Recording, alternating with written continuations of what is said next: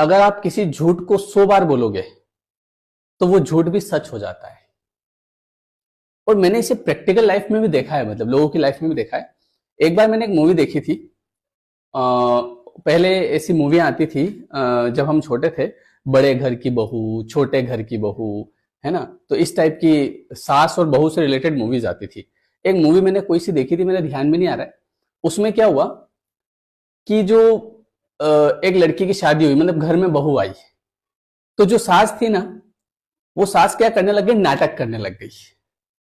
नाटक मतलब झूठ, कि अरे बेटा मुझसे तो चला ही नहीं जाता है थोड़ा सा, है ना।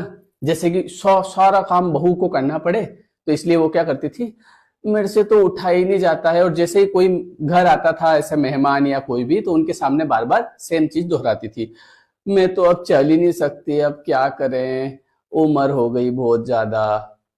अब चूंकि वास्तव में उसको कोई प्रॉब्लम नहीं थी, जैसे वो बहू मान लो उसके मायके जाती तो वो बढ़िया घूमती फिरती सब तरफ। अब धीरे धीरे ऐसा हुआ कि जो उसने बोला था ना, मैं चल नहीं सकती, फिर नहीं सकती, कहीं जा नहीं सकती, मेरे से तो कुछ काम नहीं होता है, तो धीरे धीरे उसकी वही स्थिति हो गई। और ये मैंने प्रैक्टिकल भी देखा है लोगों की लाइफ में। कई लोग ऐसे होते हैं जो नाटक करते हैं जानबूझ के, ताकि किसी काम से बचा जा सके, लेकिन उनको ये बात नहीं समझ में आ रही है कि वर्ड इज पावर। आपके शब्दों में शक्ति होती है। जिस चीज को आप दोहराते हैं वो चीज आपके जीवन में घटित हो जाती है। इसे ही बोलते हैं लॉ ऑफ अट्रैक्शन। यही होता है मैनिफेस्टेशन। लोग बोलते हैं मैंने मैनिफेस्ट किया। मैनिफेस्ट किया मतलब आपने उसको बार बार दोहराया। तो अब इसका हम फायदा भी ले सकते हैं।